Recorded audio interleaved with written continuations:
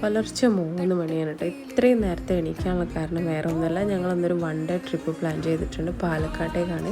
ഇപ്പം 4 മണിക്ക് ഇവിടുന്ന് ഇറങ്ങണം. ഞങ്ങൾ സുബയൊക്കെ നിസ്കരിച്ചിട്ടുണ്ടായിരുന്നത് മലപ്പുറത്ത് നിന്നാണ് കേട്ടോ.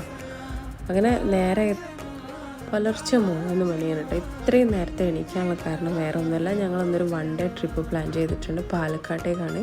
ഇപ്പം 4 മണിക്ക് ഇവിടുന്ന് ഇറങ്ങണം. ഞങ്ങൾ സുബയൊക്കെ നിസ്കരിച്ചിട്ടുണ്ടായിരുന്നത് മലപ്പുറത്ത് നിന്നാണ് കേട്ടോ.